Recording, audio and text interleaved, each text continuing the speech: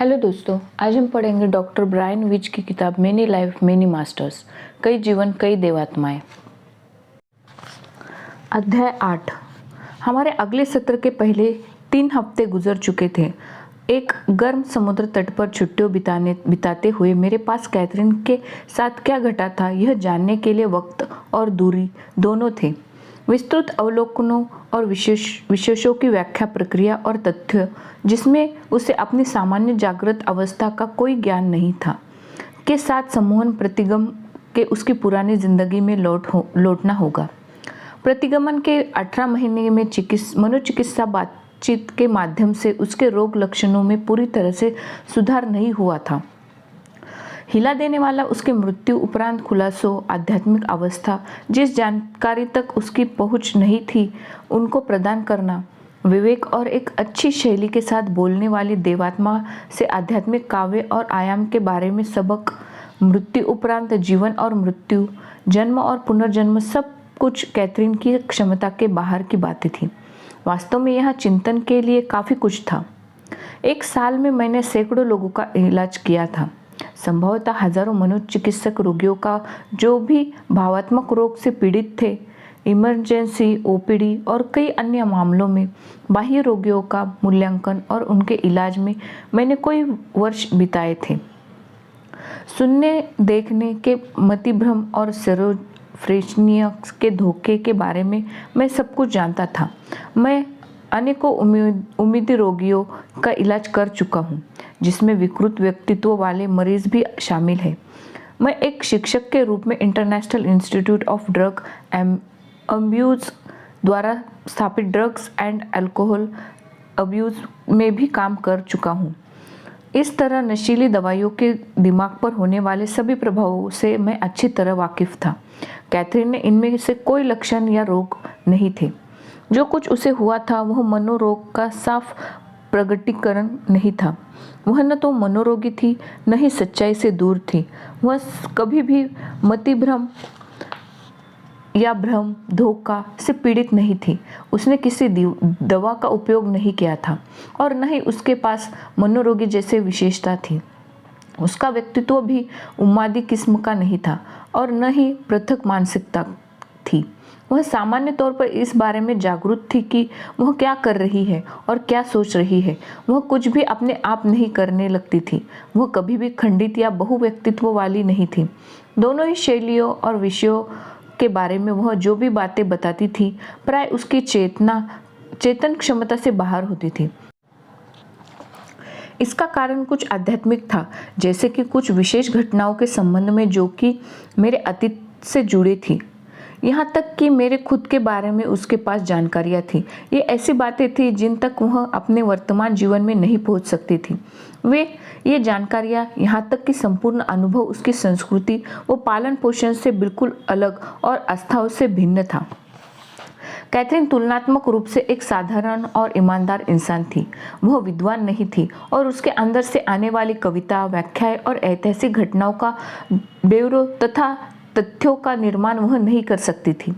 एक मनोवैज्ञानिक और वैज्ञानिक के तौर पर मैं भरोसा कर सकता था कि जिन घटनाओं का जिक्र वह कर रही थी वे उसके अवचेतन मस्तिष्क के एक हिस्से में पैदा हुई थी।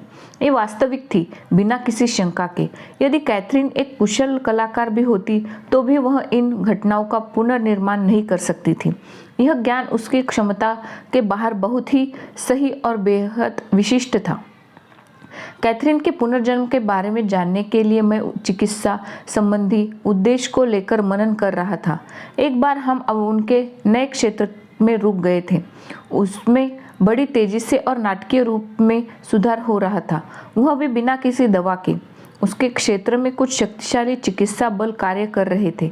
यह शक्ति परंपरागत चिकित्सा या आधुनिक दवाइयों की अपेक्षा ज़्यादा प्रभावकारी लग रही थी। इस शक्ति में यादें और पुनर्जीवन ही शामिल नहीं था, बल्कि ये घटनाएं भी है जो हमारे शरीर, दिमाग और अहम को दैनिक चोटें पहुंचाती है।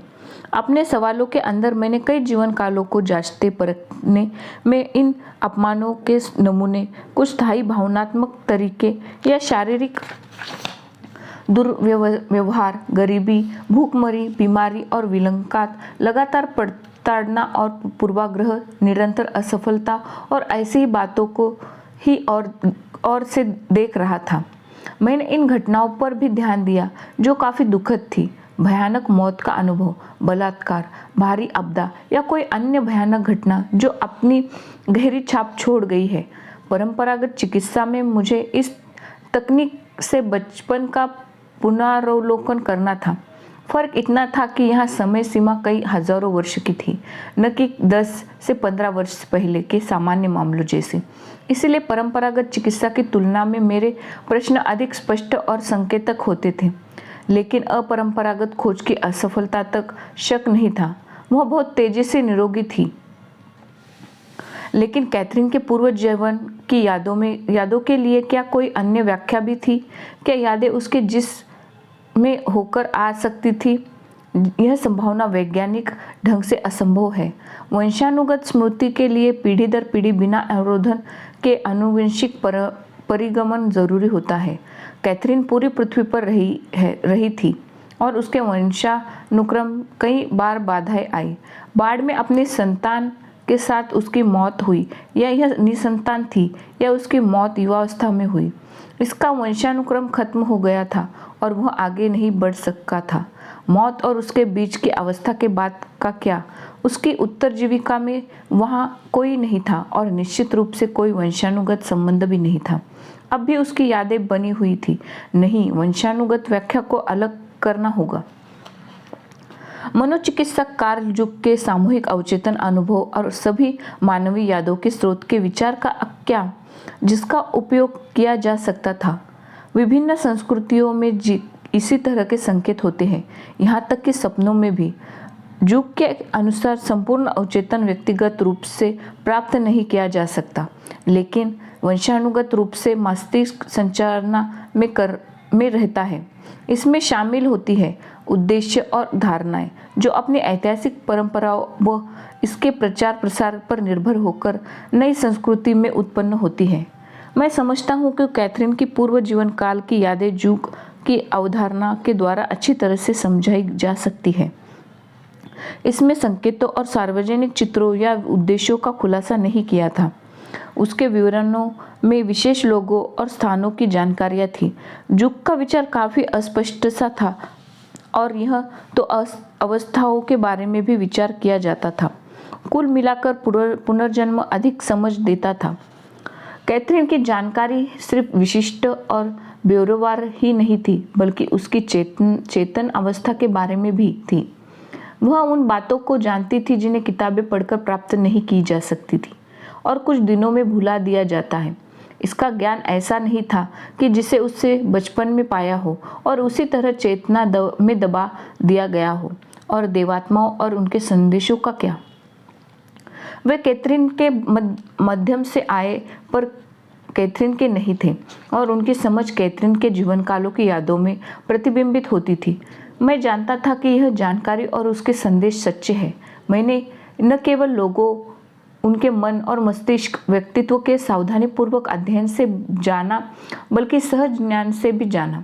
मेरे पिता और पुत्र की भेंट से पहले मेरा दिमाग सालों के सावधानीपूर्वक वैज्ञानिक प्रशिक्षण से लिए होने से यह जानता था। मेरी हड्डियां तक यह सब जानती थी। मैं पात्र देने जिनमें किसी तरह का तेल था। 3 सप्ताह में अंतराल के बाद भी कैथरीन जल्दी ही उस गहन समाधि की अवस्था में चली गई थी। एक अन्य जीवन काल में वह किसी दूसरे शरीर के वश में थी। वहाँ कई तरह के तेल पात्रों में भरा है।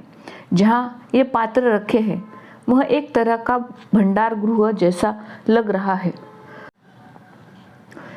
पात्र लाल रंग के हैं। लाल एक तरह की लाल मिट्टी से बनाए गए। उनके चारों ओर नीली पट्टियां हैं। शीर्ष के चारों तरफ की पट्टियां हैं। मैंने वहां लोगों को देखा। वे लोग गुफा में हैं। वे पात्रों के आसपास घूम रहे हैं और कुछ खास हिस्सों में उन्होंने उनका ढेर लगा रखा है। सभी लोग गंजे हैं। उनके सिर पर बाल नहीं है। उनकी चमड़ी भूरी है, भूरी चमड़ी। क्या तुम वहाँ हो? हाँ, मैं कुछ पात्रों को बंद कर रही हूँ। एक तरफ से मोम से पात्र का ऊपरी भाग सील कर रही हूँ। क्या तुम जानती हो कि इस तेल का उपयोग कहाँ किया जाता है? मैं नहीं जानती। क्या तुम खुद को देख पा रही हो? खुद को देखो और मुझे बताओ कि तुम किस तरह दिखती हो। वह रुकी और खुद को देख रही थी। मैंने वेनी लगा रखी है, वह मेरी चोटी में गुथी है। मैंने एक लंबा लबादा पहन रखा है, एक लंबा कपड़ा, उस पर बाहर की ओर से सोने की पट्टी है। क्या तुमने एक पुरोहित या उन लोगों के लिए काम किया जिनके सिर गंजे हैं? मेरा काम सिर्फ मोम से पात्र को बंद करना है, बस यही मेरा काम है। लेकिन तुम नहीं जानती कि उन पात्रों का क्या उपयोग है। इन पात्रों का उपयोग कुछ धार्मिक अनुष्ठानों में किया जाता है, लेकिन मैं इस बात को लेकर निश्चित नहीं हूँ कि वह क्या है।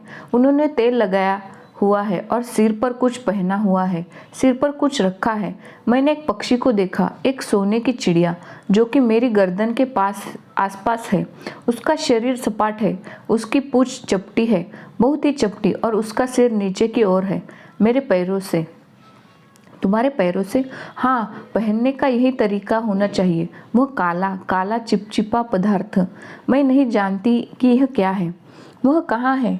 संगमरमर के बने पात्र में। वे इसका काफ़ी उपयोग करते हैं, लेकिन मैं नहीं जानती किस लिए। तुम्हारे पास इस गुफा में पढ़ने के लिए कुछ है जिसे तुम पढ़कर मुझे उस देश का नाम, जगह का नाम जहाँ तुम रहती हो या तारीख बता सकती हो? दीवारों पर कुछ भी नहीं है, सभी दीवारें खाली है। मैं नाम नहीं जानती हूँ, मैंने इस काल में उससे बहुत कुछ जान लिया था। वहाँ सफ़ेद पात्र है, एक तरह के सफ़ेद पात्र जिनके सिरे पर सोने का पत्थर है, उस पर सोने की तरह कुछ जड़ा हुआ है। पात्र में क्या है? एक तरह का मरहम, लगता है किसी और दुनिया में जाने का रास्ता। क्या अब तुम उस रास्ते में से गुजरने वाली हो? नहीं, यहाँ कोई नहीं जिसे मैं जानती हूँ।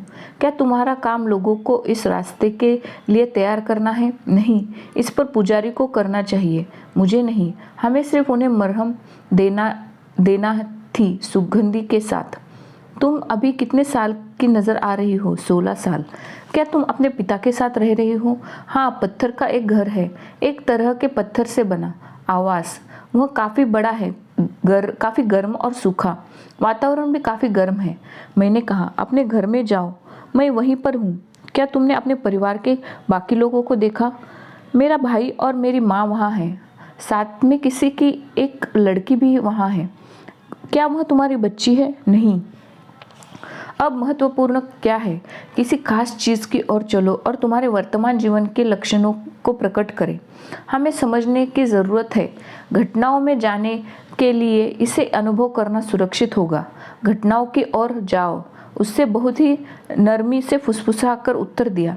सब कुछ समय में मैंने लोगों को मरते देखा। लोग मर रहे हैं। हाँ, वे नहीं जानते कि क्या वजह है। एक बीमारी। अचानक मुझे लगा कि वह अपने पूर्व जीवन के करीब पहुंच गई है। वह अपने पिछले जी चुके जीवन में फिर से पहुंच गई थी। उस जीवन में पानी के कारण फैली एक महामारी में उसके पिता व भाइयों में एक भाई मारा गया था। कैथरीन खुद भी उस बीमारी से पीड़ित थी, लेकिन वह उस बीमारी से मरी नहीं थी। लोग उस बीमारी से बचने के लिए लहसुन और अन्य जड़ी बूटियों का उपयोग करते थे। कैथरीन काफ़ी परेशान थी क्योंकि मरने के बाद उसके शव को उचित तरीके से सुरक्षित नहीं रखा गया था, पर अब हमने उस जीवन काल को दूसरे पहलुओं से जान लिया था। मैंने पूछा, क्या उस पानी के साथ कुछ संबंध है? वे लोग ऐसा मानते हैं। कई लोग मर रहे हैं। मैं भी अपने अंत के बारे में जानती हूँ। लेकिन तुम मरी नहीं न इससे? नहीं, मैं नहीं मरी, लेकिन तुम बीमार पड़ी। तुम बीमार रही होगी। हाँ, मुझे काफ़ी ज़ुकाम है, काफ़ी ज़ुकाम। मुझे पानी चाहिए। वे सोचते हैं यह पानी से हुआ है, लेकिन काली चीज़ दिखी है। कोई मरा है, कोई मरा। मेरे पिता और एक भाई की मौत हुई है। मेरी माँ ठीक है, वह स्वस्थ हो रही है। वह काफ़ी कमज़ोर है। उन्हें मरे लोगों को दफनाया ना चाहिए और लोग इसीलिए नाराज़ हैं क्योंकि ऐसा करना धार्मिक अनुष्ठानों के विपरीत है। अनुष्ठान कौन से हैं? उसके पूर्व जन्मों के इन खुलासों की निरंतरता को देखकर मैं काफ़ी हैरान था। तथ्य के लिए नए तथ्य इतने सटीक मानो वह अपने वर्तमान जीवन की कुछ महीने पहले की घटनाओं का खुलासा कर रही थी। एक बार फिर से दफनाने के सामान्य संस्कार ने उसे बहुत अधिक विचलित कर दिया था। लोगों को गुफाओं में रखा गया है, शवों को भी गुफाओं में रखा गया है, लेकिन सबसे पहले पुजारियों ने शवों को तैयार किया है था। उन्हें तेल लगाकर और लपेट कर रखना चाहिए। उन्हें गुफाओं में रखा गया था, लेकिन उस जमीन पर बाढ़ आ गई थी। उन्होंने कहा कि पानी खराब है, इस पानी को पीना नहीं। क्या यह इलाज करने का तरीका था? क्या इससे काम बना? हमें कई तरह की जड़ी बूटियाँ दी गई थी। सुगंधित जड़ी बूटियाँ, सुगंधित, मैं उन्हें सूंघ सकती हूँ। क्या तुमने उस गंध को पहचाना? वह सफ़ेद चीज़ की है, वे सभी छत से टंगी हुई है। क्या वे लहसुन की तरह है? वे चारों तरफ लटके हुए हैं। सभी के गुण एक जैसे हैं। हाँ, उनके गुण। सभी ने उन्हें मुंह में, कान में, नाक में, सभी जगह लगा रखा है। उनकी गंध काफ़ी तीखी है। यह विश्वास है कि खंड से बुरी आत्मा शरीर में प्रवेश कर जाएगी। बैंगनी फल या बैंगनी रंग के छिलके वाला कुछ गोल सा। इसके छिलके का रंग बैंगनी है। क्या तुमने अपनी उस संस्कृति को पहचाना? क्या यह पहचाननी सी लगती है? मैं नहीं पहचान सकी।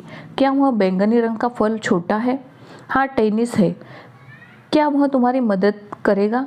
क्या वह बीमारी के उपचार के लिए है? वह उस समय में उपलब्ध है? टेनिस, मैंने दोहराया, यह परखने के लिए कि वाकई वह टेनिन या टेनिक एडिस के बारे में कुछ कह रही है। इसे वे लोग क्या बुलाते हैं? टेनिस। उस वक्त मैं सुन नहीं रही थी। टेनिस। इस जीवन काल में ऐसा क्या छिपा है जो वर्तमान जीवन काल में है? तुम यहाँ फिर क्यों लौट रही हो? ऐसी क्या समस्या है? धर्म, कैथरीन तेजी से फुसफुसाने लगी। उस काल का धर्म, वह धर्म का डर था। डराने के लिए कई चीज़ें हैं और कई देवता है। क्या तुम्हें किसी देवता का नाम याद है? मैंने आंखों देखी, मैंने अंधेरा देखा। किसी तरह का जानवर, वह सियार की तरह दिख रहा है। वह एक प्रतिमा में था। वह एक तरह का संरक्षक है। मैंने एक महिला को देखा, एक देवी जिनके सिर पर एक तरह का कवच है। क्या तुम उस देवी का नाम जानती हो? ओरिस, साइरस के जैसा कुछ था। मैंने एक आँख देखी, आँख, वैसी ही आँख जिन चैन के ऊपर यह सोना है। एक आँख। हाँ, हिथर कौन है? क्या हिथर कौन है? वह हिथर के बारे में मैं कभी नहीं सुना। हालांकि मैं ओसिसर, यदि उच्चारण सही हो तो, के बारे में जानता था, जो मिस्र की देवी आइसिस का भ्रांत पति था। हिथर, जो कि बाद में पता चला प्रेम, खुशी, आनंद की देवी थी। क्या वह देवताओं में से एक है? मैंने पूछा। हिथर। फिर वह काफ़ी देर तक चुप रही। एक पक्षी, वह चपटा सा है, सपाट, एक फिनिक्स। वह फिर से चुप हो गई। आगे बढ़ो, उस जीवन काल में अपने अंतिम दिनों की ओर, अपने अंतिम समय में आओ। लेकिन मरने से पहले मुझे यह बताओ कि तुमने क्या देखा? उसका जवाब काफ़ी धीमे स्वर में था। मैंने लोगों को और इमारतों को देखा। मैंने चप्पलें देखी। वहाँ खुरदुरा कपड़ा है, एक तरह का खुरदुरा मोटा कपड़ा। क्या हुआ? तुम्हारा समय अब खत्म हो रहा है। तुम्हारे साथ क्या हुआ? क्या तुम देख सकती हो? मैंने उसे नहीं देख सकती। मैं खुद को और आगे नहीं देख सकती। तुम कहाँ हो? तुमने क्या देखा? कुछ नहीं, सिर्फ अंधकार। मैंने प्रकाश देखा, चमकीली रोशनी। वह फिर पहले ही मर चुकी थी। पहले ही वह आध्यात्मिक अवस्था को पहुंच चुकी थी। ऊपरी तौर पर लग रहा था कि उसे फिर से वास्तविक मौत को अनुभव करने की आवश्यकता नहीं है। मैंने पूछा, क्या तुम उस रोशनी में जाओगी? मैं जा रही हूँ। अब वह शांति से आराम कर रही थी। उसकी प्रतीक्षा शुरू हो चुकी थी। उन जीवन कालों के सबक को सीखो। क्या तुम पीछे की ओर देख सकती हो? क्या तुम अब भी उनके बारे में जानती हो? नहीं, वह फुसफुसाई। वह लगातार इंतजार कर रही थी। अचानक वह सतर्क अवस्था में दिखी। यद्यपि उसकी आंखें बंद थी, जो कि उसके अवचेतन अवस्था में हमेशा बंद ही रहती थी। उसका सिर एक ओर से दूसरी ओर घूम रहा था। तुम अब क्या देख रही हो? क्या हो रहा है? उसकी आवाज़ ऊंची हो गई। मैं महसूस कर रही हूँ कोई उससे बातें कर रहा है। उन्होंने क्या कहा? धैर्य के बारे में। धैर्य होना ज़रूरी है। हाँ, आगे बढ़ो। जवाब एक कवि देवात्मा की ओर से आया। धैर्य और अवसर के साथ सब कुछ आता है जब उसे जानना आना चाहिए। एक जीवन कभी भी तय समय के अनुसार नहीं दौड़ सकता, नहीं काम कर सकता है जैसा कि बहुत से लोग चाहते हैं, पर हमें उस अवसर पर जो कुछ भी मिले स्वीकार कर लेना चाहिए और अधिक की मांग नहीं करनी चाहिए। लेकिन जीवन अंतहीन है क्योंकि हम कभी मरते नहीं, हम कभी वास्तविक रूप में पैदा ही नहीं होते हैं। हम सिर्फ एक स्थान से दूसरे स्थान को गुजरते हैं। यह अंतहीन प्रक्रिया है। मानवों के कई आयाम होते हैं, लेकिन समय वैसा नहीं होता जैसा हम समय को देखते हैं, बल्कि समय वैसा होता है जैसा हम सबकों में सीखते हैं। लेकिन यहाँ काफ़ी लंबा विराम था। कवि देवात्मा का बोलना आगे भी जारी था। सही समय में आपको सब कुछ स्पष्ट होगा, लेकिन आपके पास ज्ञान को संभालने का अवसर होना चाहिए जो हम आपको पहले ही दे चुके हैं। अब कैथरीन चुप हो गई। क्या कुछ और है जो मुझे सीखना है चाहिए? मैंने पूछा। वे जा चुके हैं, उसने धीरे से फुसफुसाया। अब वहाँ कोई नहीं है। यहाँ पे हमारा अध्याय समाप्त होता है। मिलते हैं हम अपने अगले अध्याय में। नमस्कार।